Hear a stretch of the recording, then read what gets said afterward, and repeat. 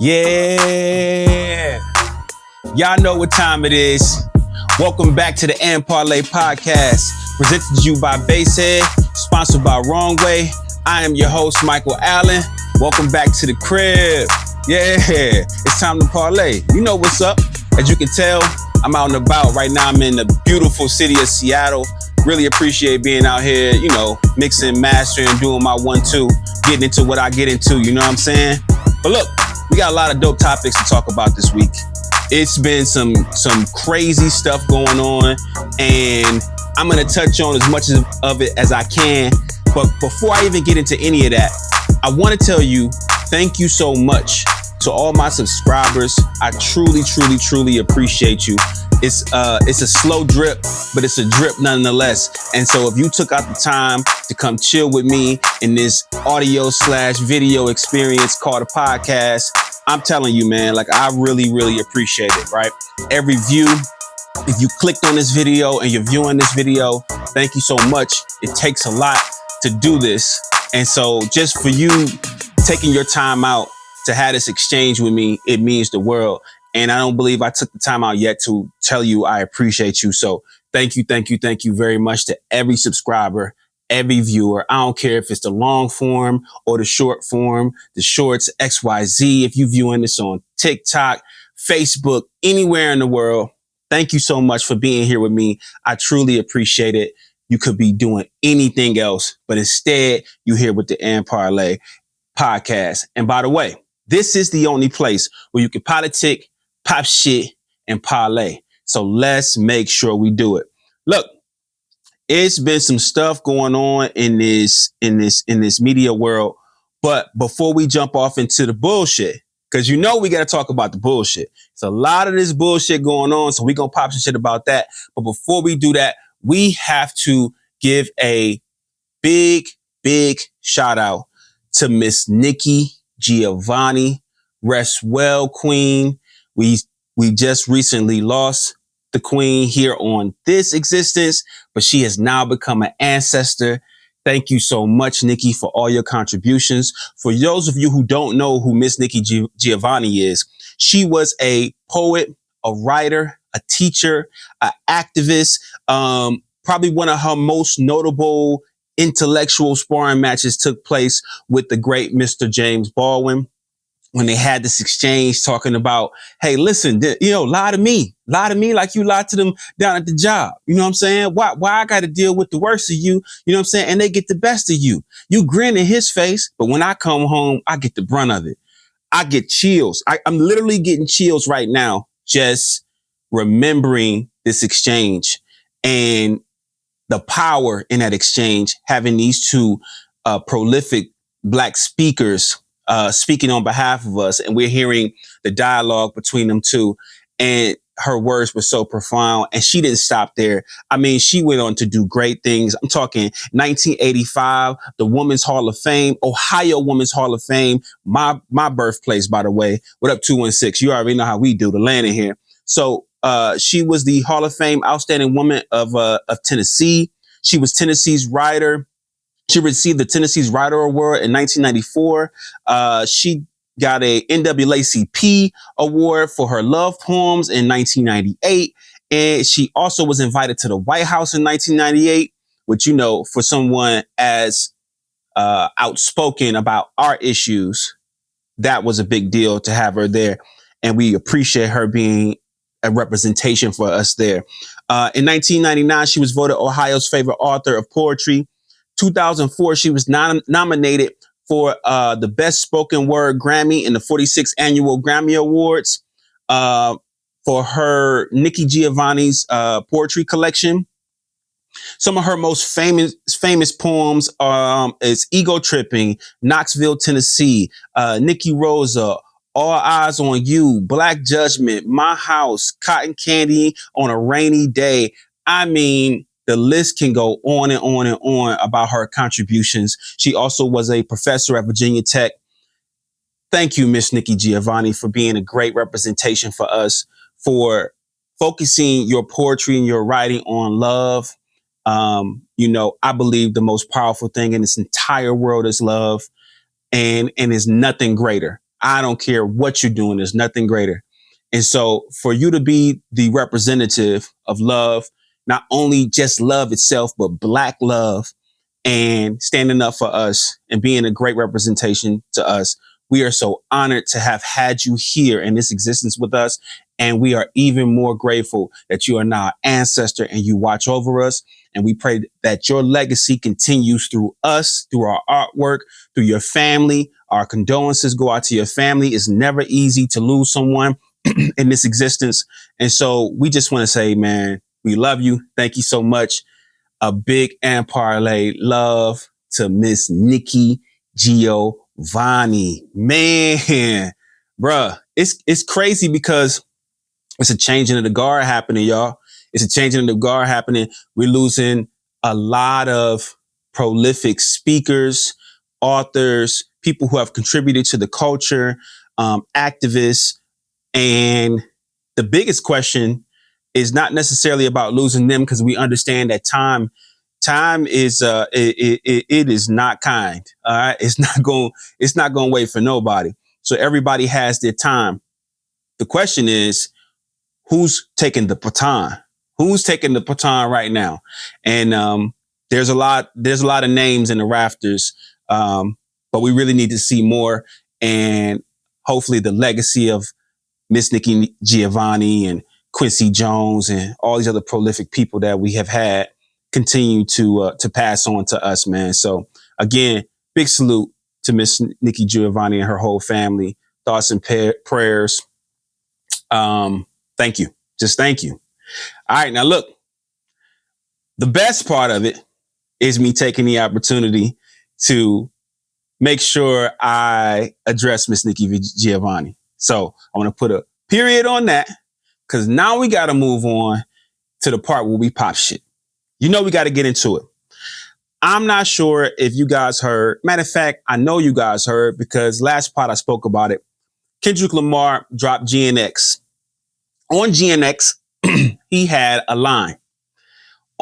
That line has sparked a lot of controversy, because the person that we all know he was responding to, actually, this person is so narcissistic that they believe that it was a direct shot at them, but it wasn't.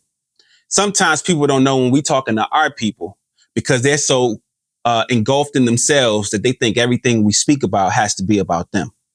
The line is, don't let no white comedian talk about Black women. That's law. So in turn, Andrew Schultz decided to jump out the window and address Kendrick Lamar about this line. And he said some things. I'm gonna be quite frank with you. I ain't fucking with it at all. He said some real sucker shit. And it's got to get addressed. We got to address what he said. We got to address the origins from where it come from.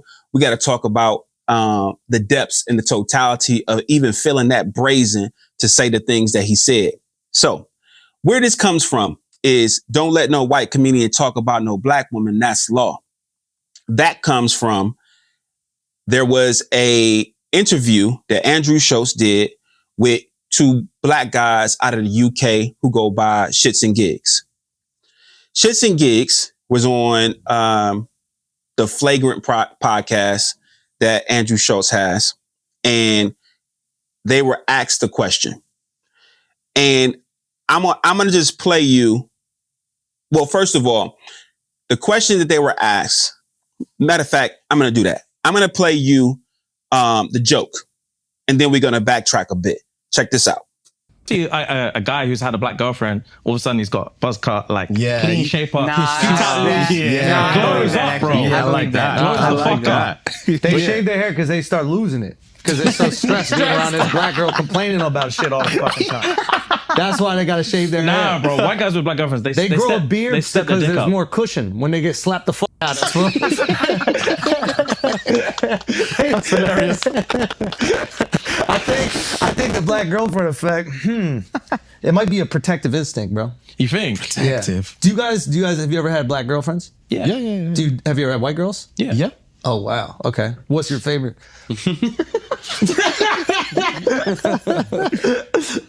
We love them all. Yeah. Oh, really? We love them all. Yeah. That means white. Yo, who gets That means what? Hey, let me do the US translation. Kendrick fans? Got him! All right. So that's the clip.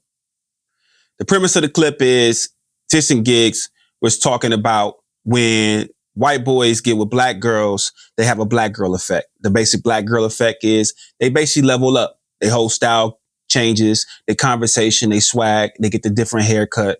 You know, they start getting the flavor. They get a little seasoning. You know what I mean? That's what we call a little seasoning. You know what I mean? Now they talk about the drip. So they get a little drip, a little hot sauce on them when they get to messing with black girls. And they were saying about the haircut. And then Andrew Schultz says, as you just heard, nah, they basically, you know, lose their hair because they getting stressed the fuck out, basically. So you're implying, matter of fact, he didn't even imply. He's blatantly said that black women are a headache to deal with, right? The white man married to his white wife is talking about how black women are a headache to deal with, and that's supposed to be a joke. So they're losing their hair. That's why they end up getting these haircuts, because black women are stressing them the fuck out. Then he asks the black guys, hey, you know, what do you prefer? What do you date? Do you prefer white women or do you prefer black women? And there was a long pause and an awkward giggle. And it's like, nah, we love all women. You know what I'm saying?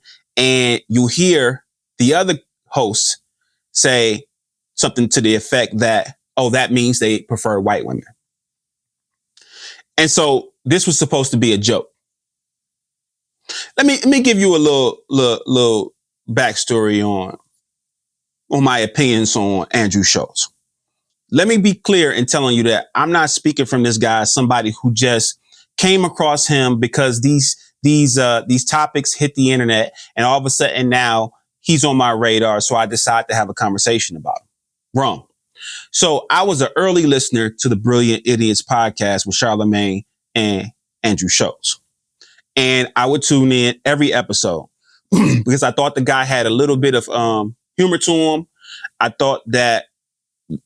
think that he is an intelligent person, by the way. I don't think he's an idiot at all. I think that he can be well spoken. He has an understanding of a lot of different things. And by way of Charlamagne and other people in this business, he's been allowed into the culture. And what I noticed on that podcast is that he often spoke from a standpoint of like telling Charlamagne about black issues, about what black people really felt, about what things were really about, and how Charlamagne was often interpreting it wrong. You're telling a black man about black issues, and you're standing on it from a place of, you know, better than what he's saying. So that podcast started to give me a bad taste in my mouth, and I stopped messing with the podcast. I don't listen to it. Haven't been a fan of it for a very long time. So I have detracted from Andrew Schultz a long time ago because I noticed the indignant nature of him to speak from this standpoint that he knows better than a black man who's telling him what's going on in these certain topics. His conversation was disparaging in a lot of instances, and it was downright just point blank disrespectful. And as a black man myself, I'm not going to sit around just because you are funny sometimes, just because, you know, you can understand the lingo to a degree and just make that okay. Nah, I'm not with it.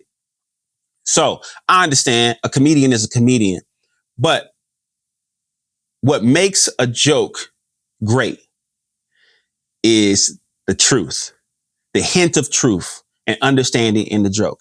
It's just like, you know, people tell you if you're going to tell a good lie, you have to tell a lie that contains some truth, because it's a great lie when you do that. Nobody can detect it. And I feel like a lot of times these comedians do the same thing. They hide the truth in the joke, or they play with the truth of what they believe to be the truth of matters, and they put it in the form of a joke. So I have seen this guy do this for years because, again, I was a fan of Brilliant Idiots early on, and I was listening. So when I see him come to this point and he's making this joke about black women, I understand the indignant nature of the person who's talking from this standpoint. So when he's sitting on a podcast with two black men and he's saying this to these black men, and these black men are laughing and they're kikiing. And then it's like, well, we prefer all women and they don't stand for black women. That's a problem. And naturally, the internet let them have it. The internet came after them and the internet had something to say. So let's backtrack. Kendrick Lamar said, don't let no white comedian talk about black women. That's law. That direct statement was directed to those black guys. Those black guys. It paid mention to the white guy saying what he had to say, but it really was a call to the black men to say, how could you ever sit there and act like this is cool and you don't say nothing, right? But these guys have a history of that. Care to see how? Let me play this clip for you. Check this out. Watch on a TV show who was obviously black. She was like, oh, I wish I was her. I'm thinking, what? Jesus Christ. She kept on saying, oh, I wish I was black. I wish I was black. I'm thinking, Jesus Christ. What? For starters, if you was black, you wouldn't be getting any black men. So I'm just saying.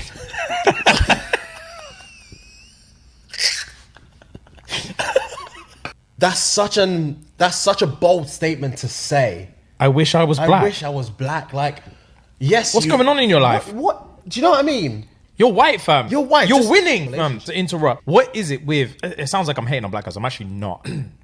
Even though I'll come back to it. I used to have such a stigma against black girls because they used to bully me. Anyway, moving on. I'll come back to it. Why do black girls want every type of guy to want to be only with black girls? So exactly what you just said. Yeah, if there's a white guy, especially if he's good looking, if there's a good looking white guy, if I can with a black girl, it's ratings galore. It's ratings galore, fam. And if a black guy is dating a white girl, black girls are vexed. Black guys aren't vexed. Black girls are furious. Stealing our women, stealing our men, all this stuff. Because they're the prototype. That's why. Because black women are the prototype. The very thing that was disparaged about black women is now praised as long as it's on other women. Lips, hips, and all of the others. That's why. That's why. For your information. There's nothing better. Period. And I salute everything. But stop playing with black women. Stop playing with our women.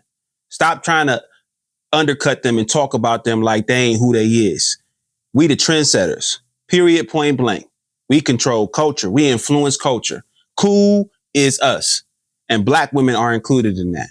Stop playing. So you hear this guy say, if you were a black woman, you wouldn't get any dates. What you trying to say, bruh? What are you saying? You saying that black women aren't worthy of the attention that this white woman would get? Oh, why would you want to be black? You're winning. You're winning. Did y'all hear that? Did y'all hear that?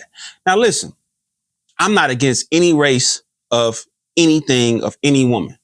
But what I'm not going to allow you to do is try to take black women and make them seem less than. There's nothing less than about a black woman. Nothing. The way she looks, the way she walks, the way she talks, the way she stands, her hips, her lips, her ass, all of the above, her flavor. There's nothing subpar about a black woman. Nothing. Intelligence, beauty, poise can get out there with you, bruh. Don't play with her. Don't play with black women. My mama black. I got daughters, my sisters, my aunties, my friends. We not playing like that.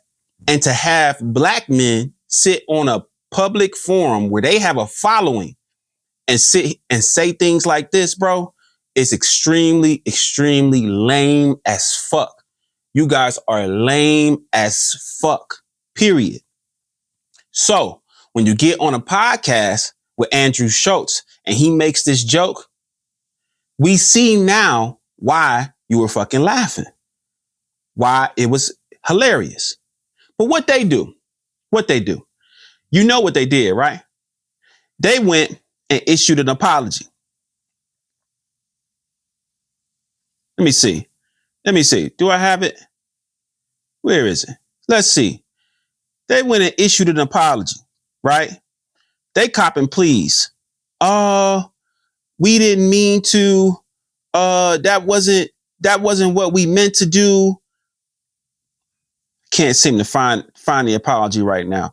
But it's not worth playing anyway, to be honest with you, because they full of shit. So they issued this apology, and when they issued this apology, Andrew Schultz played the apology back on his podcast, Flagrant, and he doubled down. He doubled down on what he had to say. And he made jokes as to you guys putting your head down, looking like puppies, acting like you were so sad, making statements like you were in a fight or flight. You're in a fight or flight situation. You know how sometimes somebody can say something awkward and you just want to get out of there. You just want it to end. You don't want to keep going. You just want it to end. And so you kind of laugh it off. What Kendrick say? Don't let no white comedian talk about black women. That's law. It's no way I'm going to be in your face and you going to say that and make that joke. And I don't say what I need to say to you. Hey, bro, that ain't cool. Stop that. Hey, man, cut that out. Because from what Show said, you guys asked for stuff to be cut out of the interview. But for whatever reason, you didn't ask for that to be cut out of the interview. But it makes sense. It makes sense. It tracks. When we play the other clips about what you was doing, it tracks. So, not taking up for Schultz in this matter, but we got to call it what it is. You guys acted like you weren't part of this situation, but you were part of the situation.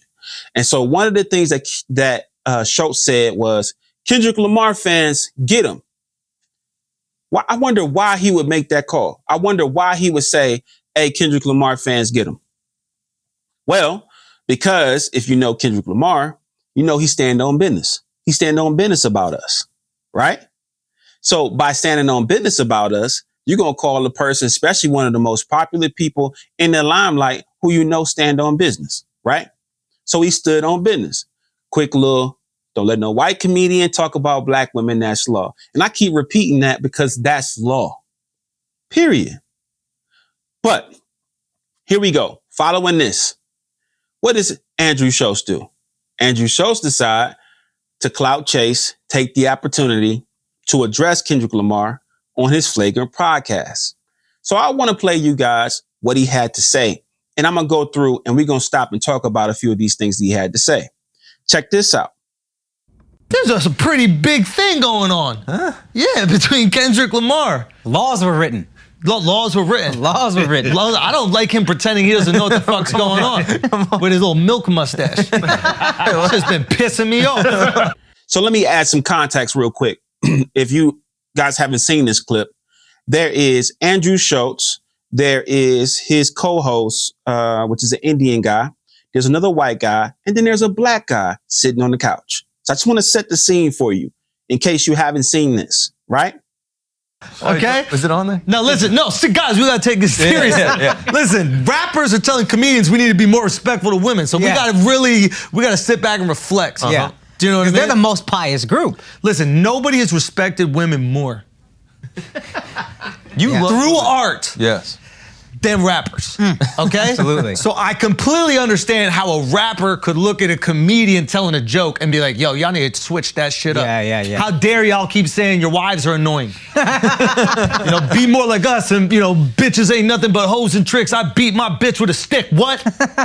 You can lick on the nuts or suck the dick. I beat my bitch with a stick. What? Did you just think of that? That's a real lyric. Oh, wow. Yeah, that's a real lyric from music that protects women. All right. So let's put a pause on this. What I really can't stand is a motherfucker looking for justification for they bullshit, right? Okay. Does rap music share in disparaging lyrics against black women? Yes. Does country music share in disparaging lyrics against white women? Yes. By the way, country music was started by black people. By the way. But so the version of country music that you guys now have, does it say disparaging things against white women? Yes. Can you find disparaging things against white women in any form of music? Yes. Can you find disparaging things about women in general in any form of music? Yes. Can you find disparaging lyrics about any type of people, period? Yes. So this notion that things have to be perfect in order for you to be called on your bullshit is a cop-out. That's grade A gaslighting. Grade A. No one said that hip hop is perfect.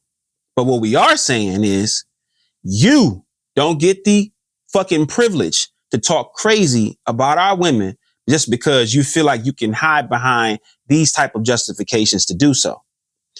I mean, you guys ever heard, well, those of us who grew up in my community, you ever heard this? What goes on in this house stays in this house. Now, that's not necessarily always true, right? It's just some real crazy stuff that's going on in your house. You need to speak to somebody. But the overall premise says that family business is family business, right?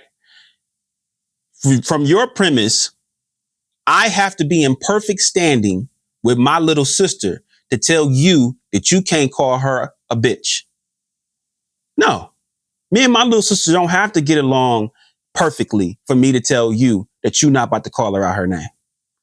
You say something crazy about my little sister and I say something crazy about my little sister. It's totally different. If I say something, me and her gonna go back and forth and we gonna deal with that. If you say something, I'm gonna beat that ass. You got something, you got a problem. Me and you got issues we got to deal with because you don't get the right to talk to my sister that way. That's my family. We'll fix what we need to fix, but don't you use what we going through as an excuse for you to jump out the window because you'll get thrown out of it. Period. Point blank. Just like black people can't run around here making jokes about Jewish people. Right? We can't make disparaging comments about Indian people. We can't do certain things against Asian people, right? Because if we say something, it's going to be taken like we're inciting all type of violence and we are trying to hurt everybody. Rightfully so. We shouldn't be able to do that. That's not something that should be okay. So it just blows my fucking mind that you guys think that you can just do whatever the fuck you want and then try to use what we go through internally as a justification for your behavior. Nah, bro. I ain't jacking it. It ain't going. Let's continue. And for decades, protects what. And listen. Right now, the guy on top, Kung Fu Kenny. He is the guy on top. He is making sure that comedians, he put a law in. Yeah. He put a law in place. All right, let's see the exact line, okay? Don't let no white comedian talk about no black woman. That's law. Now, technically speaking, if we're going off of grammatic English, okay, he is saying, I can talk about black women, and that is law. Don't let no white comedian talk about no black women. So he's basically saying all white comedians are only allowed to talk about black women. Exclusively. That's what I'm talking about. We're back. That's what I'm talking about. It's a law. Finally, he understands it's a law. Now I understand why he's doing a comedy with the South Park creators. So here we go again. You're trying to play down someone's intelligence. You know how AAVE is. You know how rap lyrics go. You know how we short form things to make them fit the stanza, because like rap is an intellectual art, especially on the level of Kendrick Lamar, right? To be able to tie together words, metaphors, similes, haikus, triple entendres, these different things, that takes a level of intelligence. So then now you're sitting here and you're trying to downplay the man's intelligence, right? You're just taking shots every chance you get, right? And like you don't get the point. And then again, there's a black man sitting on the couch and he's not saying anything. Nothing at all. Let's continue. That makes Because sense. he appreciates white comedians that make fun of black people. There you go. And they've done that brilliantly for decades. Yeah, that's true. And he would never want to break one of his own laws. No, that's true. I mean, didn't they have a character called Token on the South Park show? Yeah, they do. Which I'm sure Kendrick is a big fan of. That's true. He must be a big fan if true. he's going to do a comedy with them. I mean, we can look that up. Apparently, he has a comedy coming out. Yep. Yeah, that's fact. But Al, you're getting groomed right now. We need to ungroom you. Yeah, you are. We need to ungroom you right now. Let's see. Okay. So here we go again. So now you use South Park, which has made plenty of jokes and even racist jokes against every single person. That's the narrative of the show. That's what they do. And typically what they do is they typically find a person to make jokes about. Even the narrative of Token is an obvious joke that's tongue in cheek, but you can find that in many mediums, in many different things. But when you're wrong and you don't want to say you're wrong, you're going to look for anything to justify your behavior. Furthermore, who does he address? The black guy. You're being groomed. You're being groomed is what he says to the black guy. And the black guy just laughing. It's funny. Okay. I mean it, Blizzard, because he sent people, he said, slide on. What he said, slide on. Where's the line? Where's the line? He goes, let me get it. I'm so old I had to squint my eyes. And that was not a racist joke. Okay. The N-words that coon, the N-words that being groomed, slide on both of them. Whoa. That seems like a call to violence. It does. Why would he call to, if he's about protecting black people, why would the call to violence be towards the black dudes, not the white guy making the joke? Well, you got to understand. What? More justification. The call is towards the black guy because the hope is that maybe we can change the narrative of soft shoers who allow you, people like you, to say the things that you say. Unfortunately, we expect you to say that. We expect you to do it. But what we don't expect is for him or them to sit there like it's cool. Just so we can make it clear about what's really going on. And again, you still worry about family business. You still worry about family business. No, you got to understand. I snitch. I cooperate. I tell. Litigation. Okay? You will squabble up in a jail cell. Here's what you got to understand about Ken. It's very important to him to protect black women. That's why he's never done a song with an abuser confirmed. He's never done a song with anybody that's suspected of abuse. He's never threatened to remove his music from Spotify because they removed R. Kelly's music, who for sure fucked and held captive underage black women. Hold on. This is all very important to Kendrick. Wait, just let me understand what's going on here, because I think that you're using sarcasm as a comedic device. It is a comedic device. But you're so fucking smart right now that I don't know if you're serious or making jokes. Are you saying that I don't even want to sit through here reiterating that. So not an Indian guy, which, excuse me, I don't know his name. I'm just referencing his nationality for the sake of this conversation. Here he goes and he tries to provide justification. So who he's referring to is Dr. Dre. Also, he's talking about R. Kelly and the music being taken down from R. Kelly. Again, more justification, because two things can't be true at one time, and people can't have a multiplicity of views and depth and layers and understanding and, be for our people, but also understand the transition that our people are making into enlightenment. But again, people who are wrong will employ you to make sure that you're perfect before you tell them that what they did wasn't cool. Because I would rather turn the mirror back on you, opposed to understanding that you have a discrepancy with what I did. But again, it's family business they keep talking about instead of dealing with the issue. So let's move forward a little bit in this conversation. Let's move forward. They then get into the fact that Schultz makes jokes about Indian people and the other comedians sitting there and everything's supposed to be cool. But let's go past that. The special, and it looks like there's so many articles about this album that are about, I don't want to, Yeah, it was about you. You were trending on my Twitter. No way. Yeah, I didn't want to tell you because you had things to focus What a on. time to be alive where... I was not one of the Asians who said, good luck on your special. I'm just saying. What a time to be alive where rappers got to talk about comedians for clout. God bless, dude. Like, we are up right now. God bless. The biggest story about the album, outside of the album and people enjoying it, was a sub at a comedian? Yeah. And you don't even got to say my name and it still makes headlines? The only reason this is a story because you took the opportunity to talk about it on your podcast and you said the defamatory things that you said on your podcast. If it wasn't for that, we would have took it as a lyric, listened to it, annotated it, checked, that's law, and kept it moving. Bro, we not talking about you, bro. Bro, we don't sit around. I've never heard anybody in my culture, in my friend group, in my association say, yo, that new Andrew Schultz special, crazy. What Schultz doing? Have you seen Flagrant? Yo, we gotta go check out Schultz. Bro, you're not in the topic of the conversation like that, bro. You're not. That's not, you did not become the biggest story because you were the white comedian. No, bro. It's because of what you had to say. So let's get on and talk about what you had to say. Let's get over here. From the Capitol a little bit. He's trying to get people going out. Get people going to Charlotte. That's dangerous.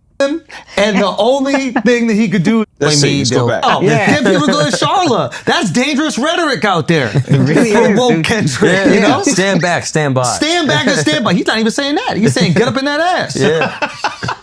I mean, it's crazy. He didn't. But I need Kendrick. I need you to do it, Kendrick. You want to squabble up with Kenny? No. I mean, here's the thing. This is the thing that is kind of funny about it. Is like, first of all, Kendrick's people and the gang affiliate, everybody, his security, they will kill me. They will destroy me. They'll find me in the street. They'll fucking cut me up. They'll shoot me. They'll do whatever. I'm not a tough guy. Y'all do. But just Kendrick, I would make love to him. And there's nothing he could do about it. Just Kendrick Lamar, I would make love to him. And the only thing that he could do is decide if it's consensual or not. That's the only thing he could do. If it's me and Kendrick, this is about physics. It's about physics. I don't even know if I'll get hard. But if we're in a cell, there's a chance that if we're in a cell and we're bored and we done tattooing each other, whatever you do in the cell, and we ran out of board games and we did all the other things, we cleaned everything, and I'm like, man, I might as well fuck you. There's nothing he could physically do to stop that besides put his legs in the air and choose a position. Maybe I'll let him choose a position. Why are you pulling this picture up, Mark? Why are you doing this? All right. I wasn't going to necessarily play that because I really didn't want to get at no airtime. That's why this is a conversation. This clip is why we're talking about it. It's not because he said, don't let no white comedian talk about no black women. That's law. Excuse me. It's because you decided to talk about how you would buck break Kendrick Lamar. You copped the plea about everybody else around him. The guys that shoot me up, they'll beat me up, this and that. But Kendrick Lamar, I do this and do that to him. Bro, Kendrick a dog walk your ass. Dog walk your ass, bro. And if he doesn't, I am very, very, very confident there's a bunch of us who ain't cool with you even making that joke. For you even trying to say that, bro. Like, this shit you doing, dog, that shit ain't flying, bro. We ain't back. This ain't back in the days, dog. This ain't back in the days, dog. That ain't cool. You ain't gonna do nothing. Nothing. This is why this is, and let me, because I don't want to seem like I'm overly emotional about the situation, because I'm not. I'm perturbed. I'm bothered by it, by the fact that you think that you can even talk like this, that you can think this is even a joke, that the history of buck breaking is something that you can joke about, what you would do to this man in a jail cell and ain't nothing he can do about it. You'll kiss him and he'll like it, XYZ. You went further to do different, positions and this and that, what you would do, bro. And you think that this supposed to be cool, this supposed to fly, bro? Nah, dog. Nah. This is why you getting the attention that you getting. This is why you getting flamed up. This is why this conversation is had, because we are sick of perpetrators who walk around in our culture, who peruse in our culture and say and do things the way you're doing. I guess this is supposed to be a joke too, right? It's supposed to be funny, right? We supposed to all just get a quick little laugh about it and just keep it moving. And it don't really mean anything. Nah, it means everything for you to open your mouth and think that you can make a joke about taking this man's manhood, or jokingly say you would take this man's manhood because he said, don't let no white community talk about no black woman. That's law. Anytime people like you get told what you can and can't do, you lose your mind. You lose your mind because the privilege of you feels that you can just say and do whatever you want to do. And whenever you're challenged, it's us who have the problem. No. It's you have the problem. As a matter of fact, Sarah, you remember Sarah? I'm sure you remember Sarah. Sarah was 16 and showed, I believe you were about 28 when y'all started dating. 16, 28, the math ain't mathing. Y'all broke up in 2015. You remember Sarah? You know what I'm talking about. Sarah Phillips. Yeah. Sarah said, for years, I was manipulated and controlled and abused by him.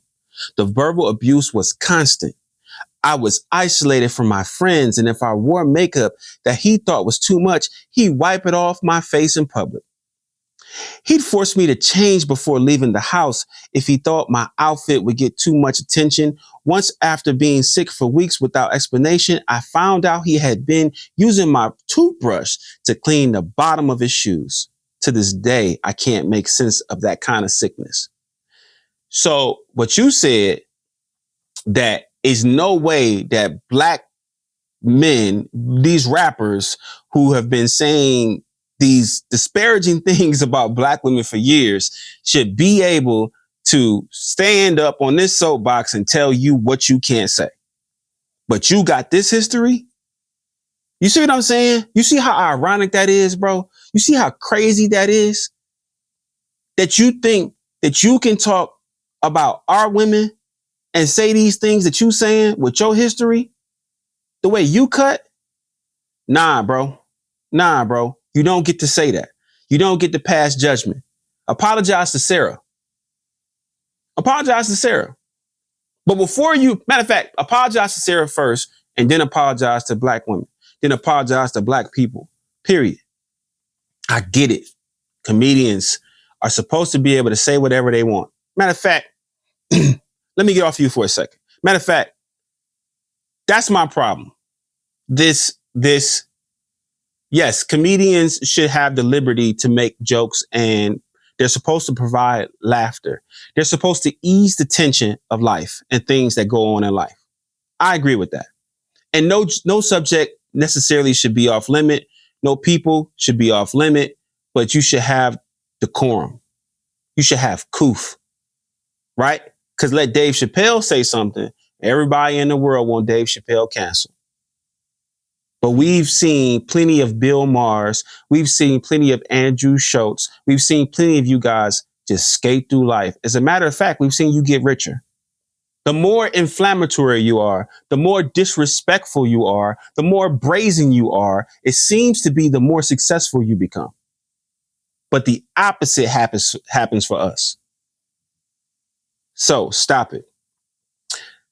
So he went to address it. And he's on, again, the Brilliant Idiots podcast. He has Charlemagne. He has a black woman. Pardon me. I think her name is Nyla. And he's sitting there. And check out this exchange. Watch this. I don't want you to make a journalistic podcast. Yes, I don't want you to make a joke about me, so I'm gonna be quiet. I would never make a joke about a black woman. That is so funny. No, I'm gonna tell you what, that's so funny. That's what's gonna be. Listen, that's gonna be happening to Andrew for the rest of his life now. Black people come around. I don't want you to make a joke about me. That's like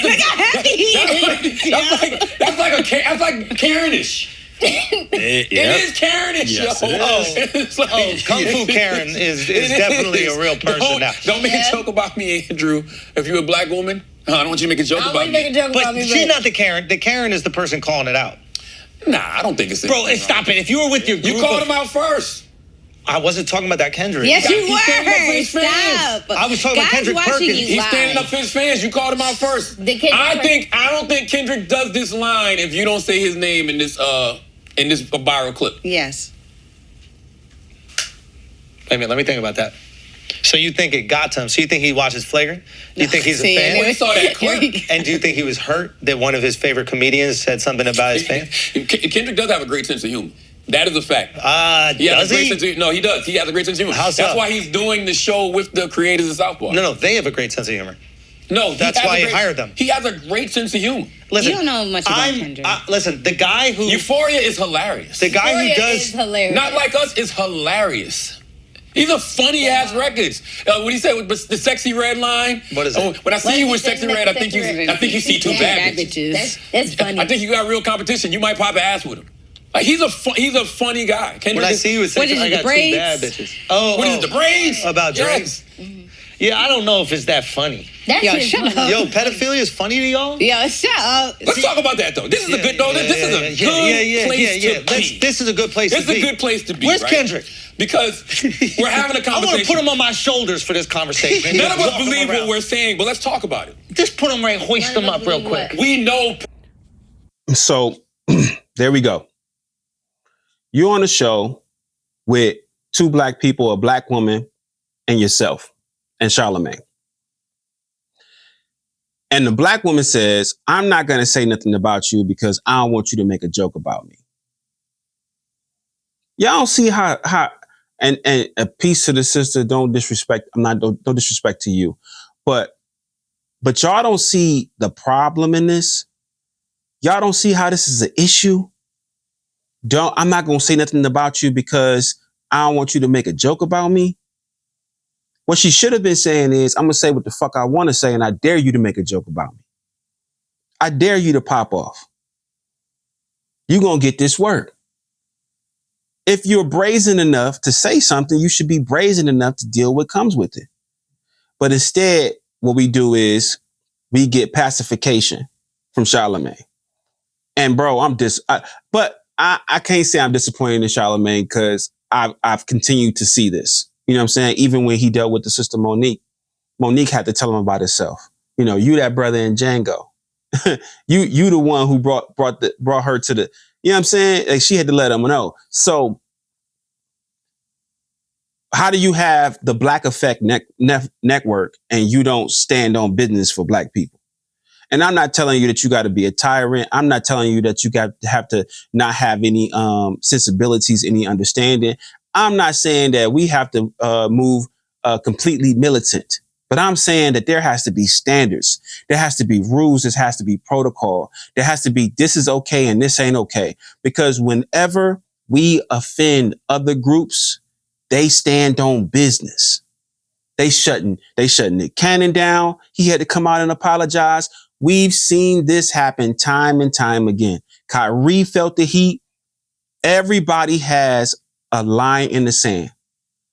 What's wrong with us having do not cross? Don't cross the gun line, boss.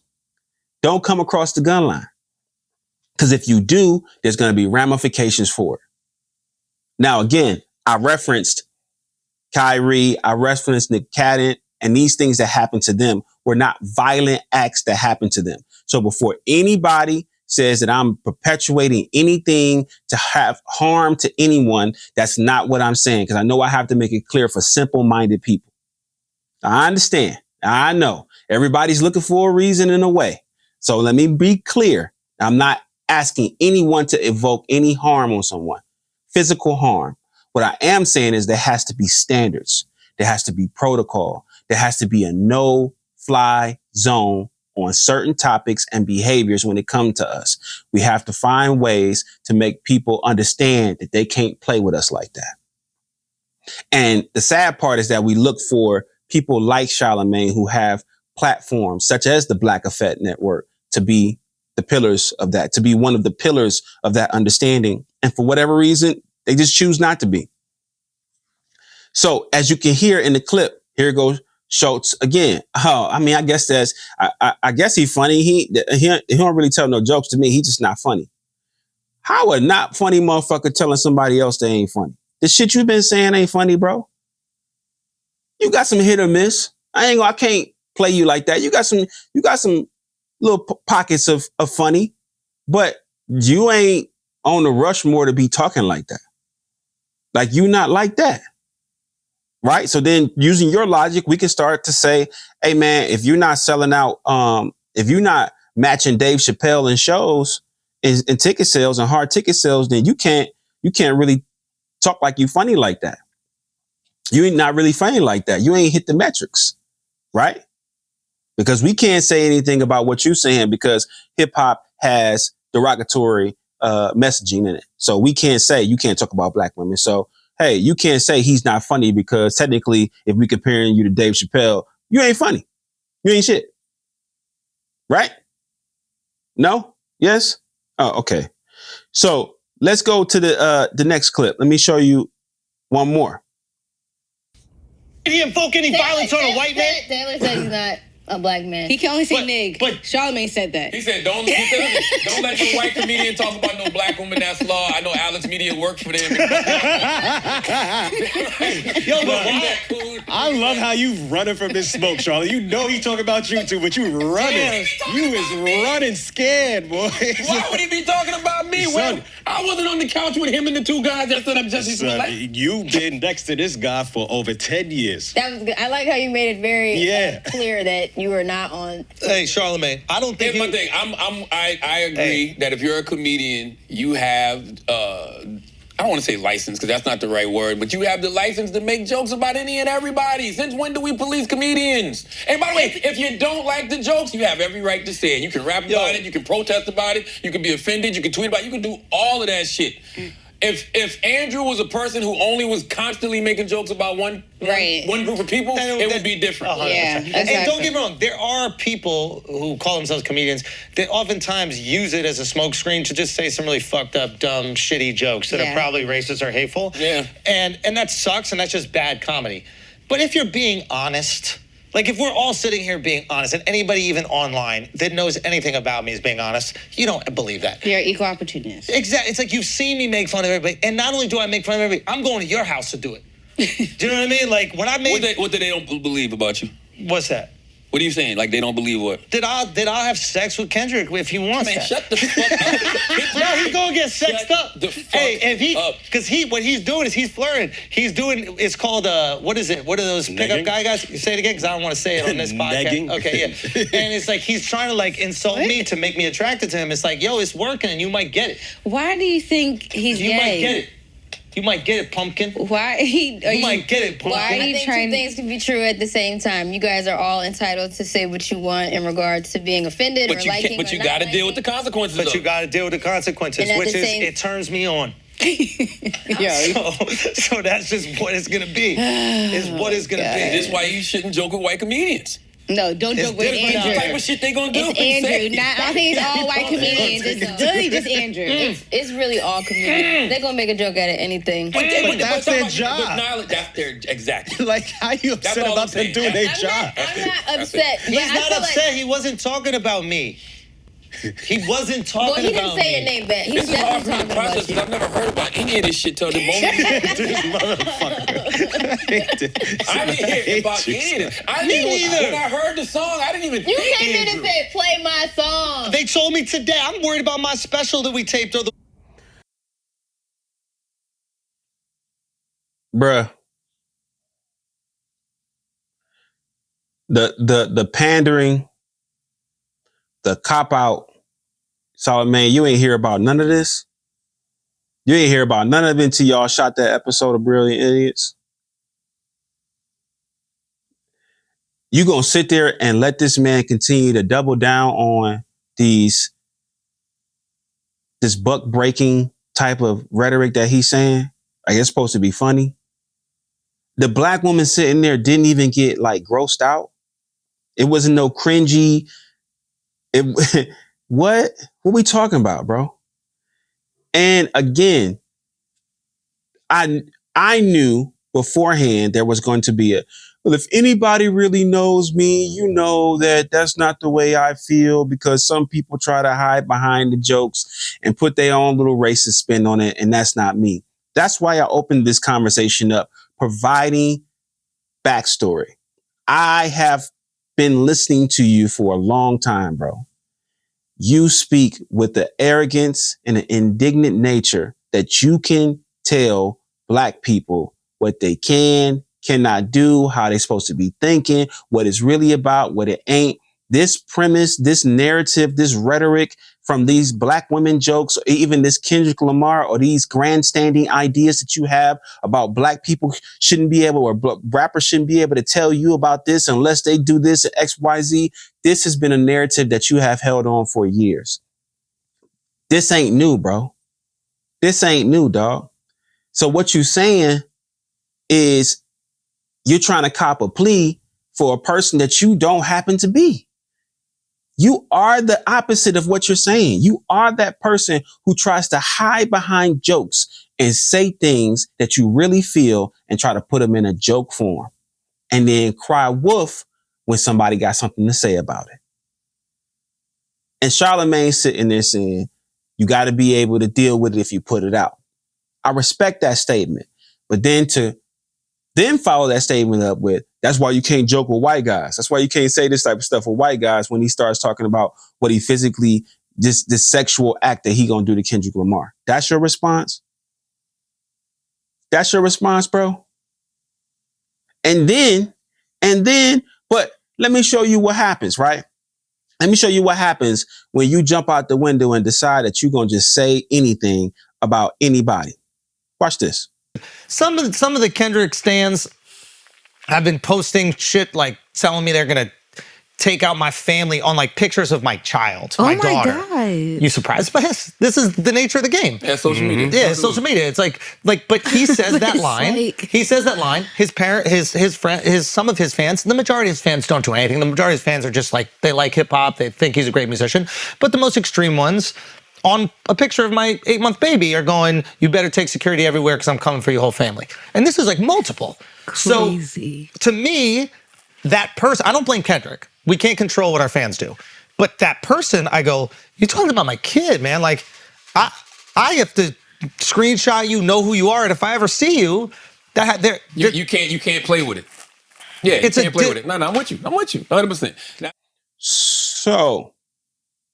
So what you're saying is people are taking it too far and they're online making comments and threats towards your family and your kids. They just joking. It's just a joke. Like those people are comedians. They don't really mean it. It's a joke. Like, why would you even take offense to it? Right? Like, you can joke about sexually assaulting. You can joke about butt breaking, right? You can joke about Black women being a headache, right? You can make jokes. They just joking, dog. Like, come on, man. It's just funny. It's funny, right? Nah, it ain't funny. It ain't funny because everything ain't a joke. Like your kids, nobody should be threatening your kids. Nobody should be taking it there, right? I agree with you. Don't play by mine because I ain't playing, period. So I understand that. But it's crazy to me how you can't understand that premise on the opposite side. Why is that line not clear for you? It's not clear to somebody is now threatening you and your loved ones, right? Remember, you talking about doing something to somebody's loved one. You're talking about what you would physically do to Kendrick Lamar, how you would sexually assault this man. You know what I'm saying? How you trying to buck break this man, and that's supposed to be funny. You talking about how Black women are a headache, and people are losing their hair because, man, you ain't even married to a Black. Have you even ever dated a Black woman? What? You don't get the right, bro. You don't have the right to talk like this, G. And Charlamagne and to the sister Nyla, y'all gotta do better, bro. Y'all gotta do better. We all gotta do better, bro. We gotta draw lines in the sand. We gotta let people know that this ain't cool. This ain't cool. So for me to you, fuck you, Schultz.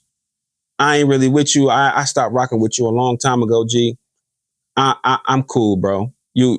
Some shit just ain't funny, bro. Just like people making threats on your family that ain't funny. The shit that you talking about, buck breaking another black man, that ain't funny. The jokes about black women, the way you put the joke. You know, when you responded, let me go back real quick. When you responded on your Flagrant podcast and you said, God forbid I make jokes about your spouse or your girl being a headache.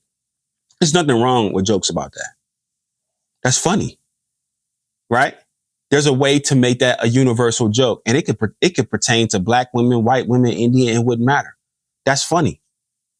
But the way that you went about telling your joke, you need to listen back to it again. You need to listen to the subsequent questions that were asked after you made your joke about what type of women those black men prefer. You have to listen to the banter and the responses to when they responded to that and understand that your joke came across as disrespect. It didn't come across like a joke. Maybe hit up Dave Chappelle and you know, learn how to tell a joke. Anyway, topic 2, man. Let's get off of him. Topic 2.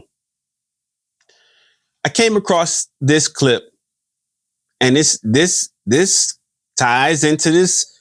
That's law. That's law. This ties into it. Emerald Beats. White guy makes beats. Trap beats. This is what he had to say. Genre do I think is overrated? If you sampling a soul record, get that bullshit out of here. No one's trying to hear that. I hate soul, anything, boom bap. Yeah. Get that shit out of here, bro. I don't like any of that music. What genre do I think is overrated? So, get that Hold on. What genre I think is overrated? Sample, soul samples, boom bap, any of that. I hate that. Get that shit out of here. White boy, Emerald Beats. Bro, we got to stop allowing people in our culture to capitalize off of our culture and disrespect it at the same time. Disrespect the foundation of what our culture was built on. Hip hop started samples. That's been the most prolific, prominent thing. We had nothing, minimal tools, and we would take something and make something great. That's the foundation. Like the foundation of anything that African Americans have dealt with in this country. We've taken the scraps and made gourmet meals. We've made tools, we've made inventions off of little next to nothing. Things that the world still uses to this day. Things that people like you capitalize off to this day. But for whatever reason, you make a couple records with some trap, with some of these new guys, and you decide that you can disrespect the art form. Bro, we seen your picture. We seen what you looked like beforehand. We seen you with the Dusty Rhodes haircut. We seen you, bro. And all of a sudden now you got the hoodie on with the skull cap and you sitting on the couch with the black people because we let you be in the circle, and now you think you can just talk and disparage and talk down on our culture? Nah, bro. Nah. That ain't cool, bro. You need to go and talk to people like, I don't know, Eminem and get some pointers, bro, because you need to have a respect and a reverence for this culture that you don't seem to have. You don't get to talk like that. I don't care who you done records with. I don't care how many beats you got. I don't give no flying fuck about none of that, dog. Because if you can't respect the culture and the foundation of what we got going on, don't none of that shit mean nothing. Period. And we need to stop allowing anybody to keep talking crazy and disrespecting our culture. Boom bap, soul samples, all that is our culture. That's the foundation. That's part of the foundation of hip hop. Spray painting, tagging, graffiti, break dancing, all these different things, bro. The problem is a lot of you motherfuckers don't do your homework. You just do enough to get to where you want to go. And then, you know, you get to go back and do what you want to be. You could be who you want to be. When you want to go back to being just a regular old white boy, you can go back to being a regular white boy. You can go back to doing country music. You guys get to shapeshift. You get to be transformers whenever you want to. We don't get to do that, bro. This don't come off. I can't rub this off. This culture that I'm a part of, it don't come out like that. This is who I am. And so I'll be damned if we consider to continue to sit around and let y'all just talk crazy like this. Emerald Beast, bro, go do some homework, bro. Go do some homework and stop talking crazy like that, man. You don't have the right to talk like that. Period. No right. Let me get off of this. Woosah. Let me shake it off. Let's get into something a little more positive. Will Smith admitted that he messed up by firing Jeanette Herbert, aka the first Aunt Viv. She played Aunt Viv for 3 seasons, man. And Will Smith finally has come out and said, you know what? I messed up. I made a mistake. I shouldn't have fired her. Jeanette Herbert, beautiful dark-skinned sister. Most notable, one of her most notable episodes is when she went in there and showed them girls how she could still get down on the ballet. She was, you know what I mean, getting to it, bro, and she killed it, man. She was always dope as Aunt Viv. I was watching Fresh Prince from the get-go. I remember when they made that shift and they had the new Aunt Viv, and I was like, what the fuck? Like, who is this? You know what I'm saying? Of course, we grew to love her too, because she was on there quite a long time. But we all was taken aback by the fact that Jeanette was that she was gone off of there. So, and they had a riff and a beef for quite some time. Excuse me. So, they've since been reconciling and getting back together, and it's super dope that Will Smith would give her flowers. He says, and I quote, "I made a horrible error and misjudgment of her value and power and beauty to the show. I horribly underestimated what she was for me at that point in my life." End quote. Salute to Will Smith. Salute to Will Smith, man. I really respect and give him a lot of flowers for the man that we've seen him become in front of us. We've seen a lot from Will Smith. You know what I'm saying? Some things that many of us will consider disparaging that we don't want to see Will Smith go through, but it has been great to see him shift as a man in his understanding about dealing with people, understanding about himself, understanding about love, draw lines in the sand. You know, we all know about the infamous slap. You know what I'm saying? That was a line. That was a line in the sand that he drew. You know what I'm saying?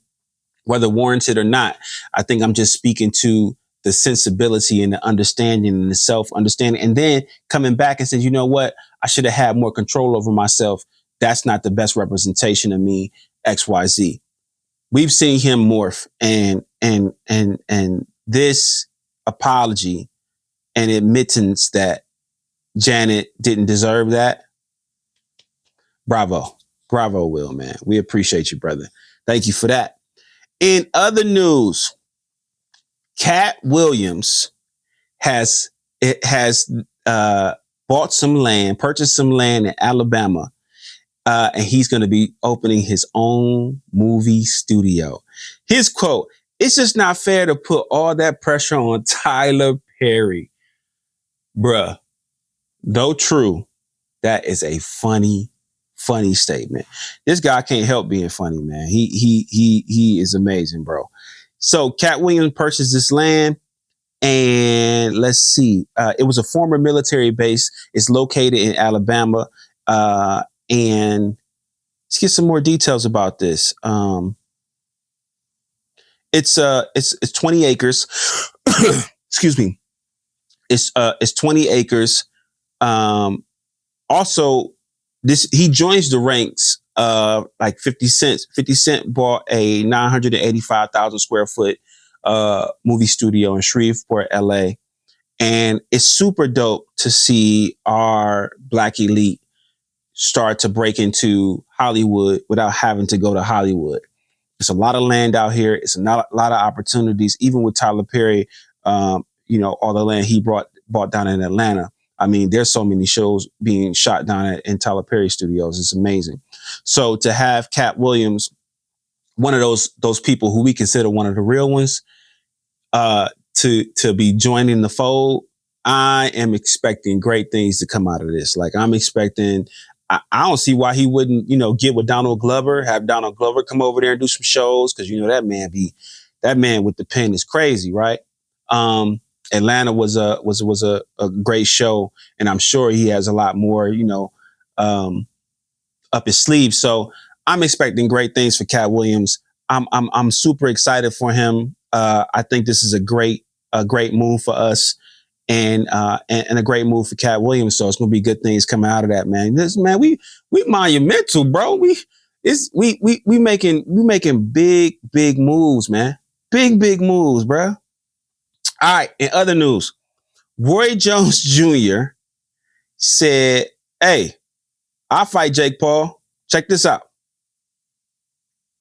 Let's see, get this clip to play. Come on, clip.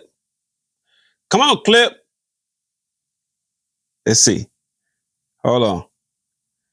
Man, whenever you need something to play, of course, it's going to take an hour and a day, right?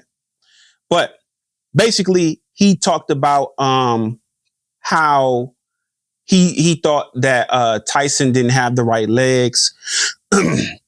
He thinks that he want to test Jake Paul's chin.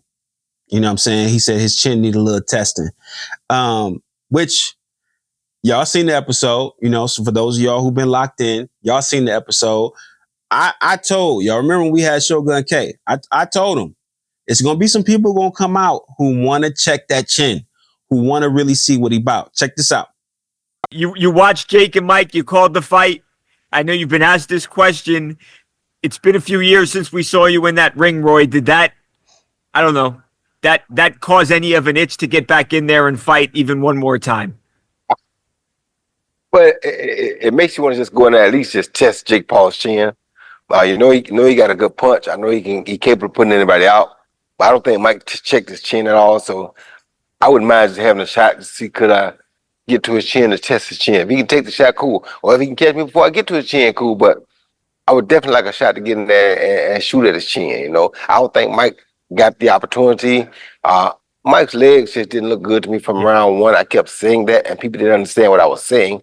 But the first thing we see go on fighters are their legs. And when Mike fought me, he still had good legs. But this fight, I just didn't like his legs from round one. And, it was what it was. Yeah, you did say that from the jump, Roy. I mean, it was right. It was round one, and you said that, and you were absolutely right. Did you see openings there where you felt like, hey, Mike wasn't able to do it, at least not on that night, but you feel like you could take advantage, obviously being in a bit of a different spot physically than Mike right now?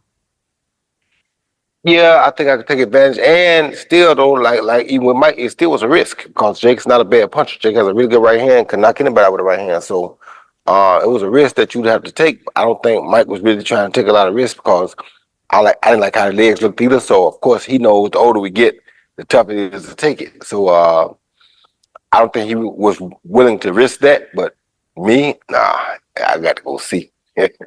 Have you talked to them at all, Roy? I mean, you're Roy Jones Jr. I mean, that name alone versus versus Jake Paul.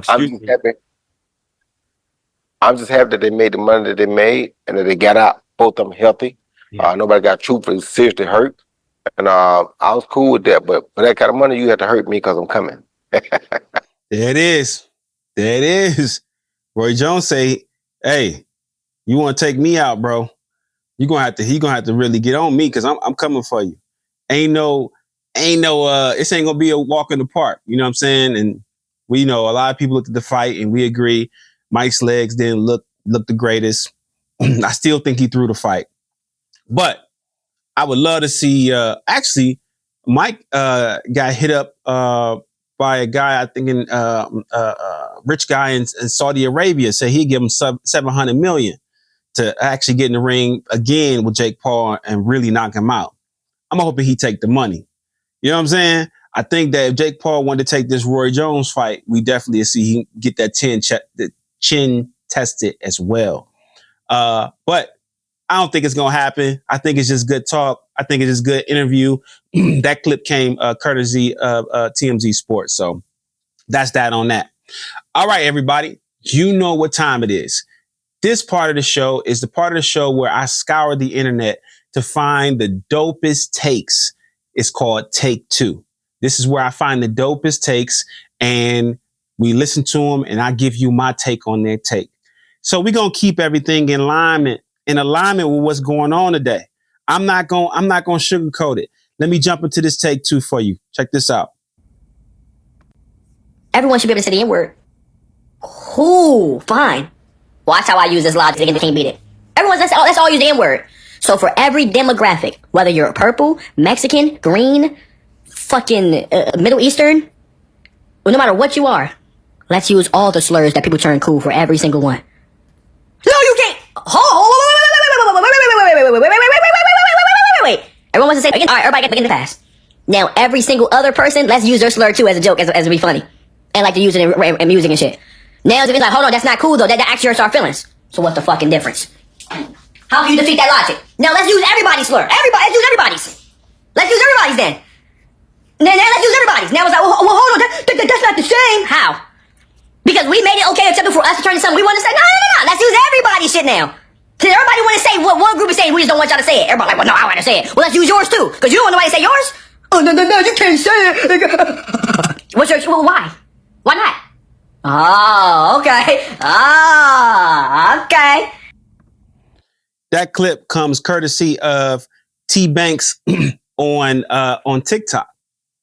I completely agree. 100% totally agree. Listen, everybody want to be able to say the N-word, right? Right? Remember you say it in your car. Remember if we say something to you, especially because a certain amount of us has made it cool for other people to say it. All right, it's cool.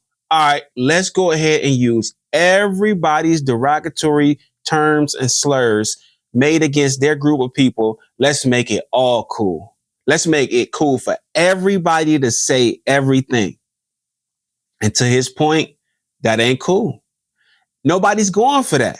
Don't nobody want to be able to allow us to say their slurs, to say the disparaging things that happen against them.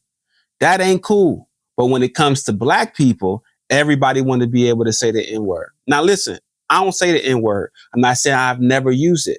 Of course, I used to use it, but I don't say it. But I don't judge my brothers and my sisters, my black people who say it, because I understand why they say it, and I understand the perceived power that comes from them saying and taking back ownership of a thing that was once used to talk down to them. I get it. I have a different view. I think that there's some blood associated with this that you can't get back, right? But that's my view. And I was once an avid user of the word. I don't use it anymore. I may reference the word, but I don't use the word in my everyday vernacular. I don't. But again, I don't judge for the use of it either. But what I don't make cool, it's never cool to me for anybody outside of my culture and my community to be using it. Period.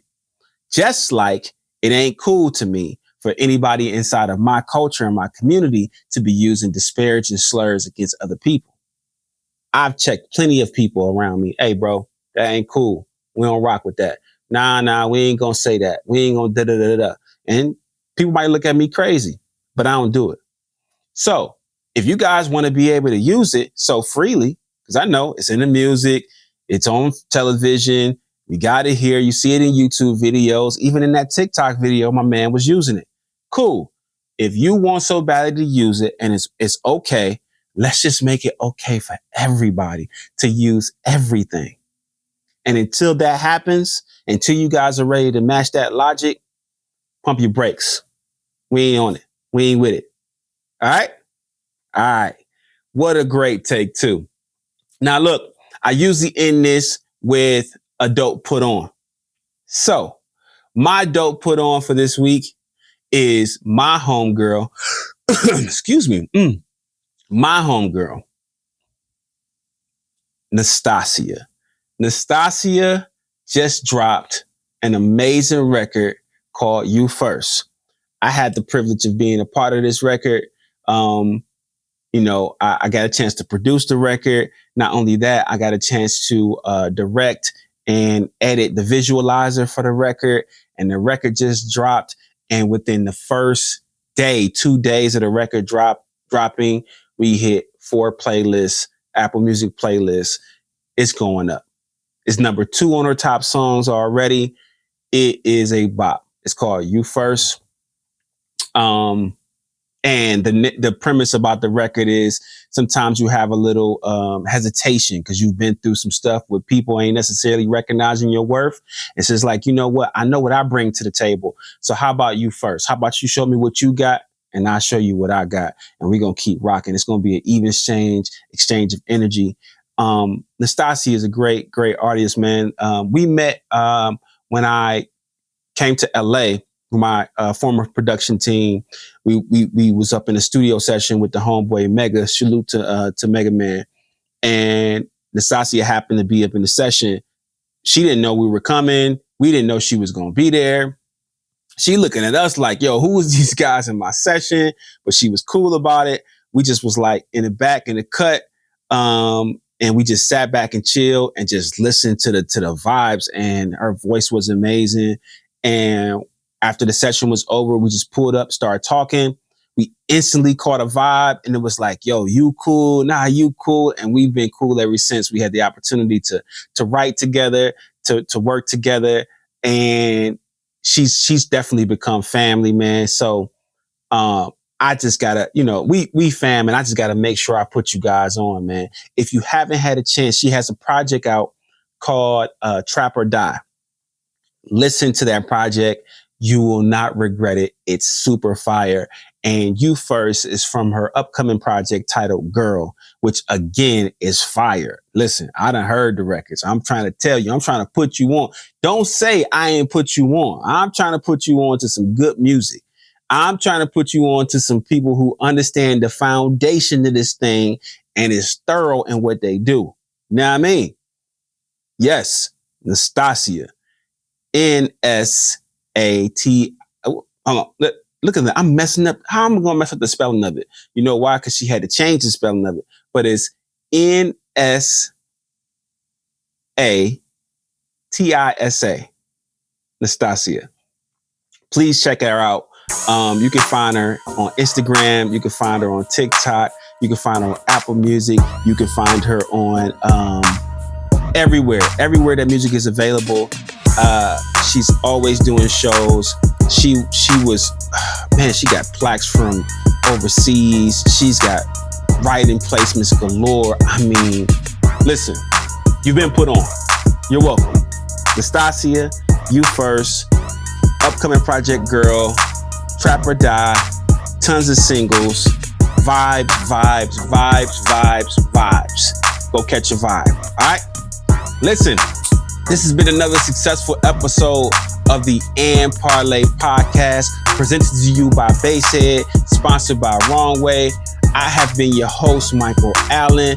I really, truly appreciate you coming through and chopping it with me and parlaying, man. I really do. Again, thank you to all the subscribers. Thank you to everyone who views this. Thank you for everyone who shares this, clips this up. I appreciate you. Thank you. And never forget, this is the only place where you can politic, pop shit, and parlay. I'll catch you next time. Yeah.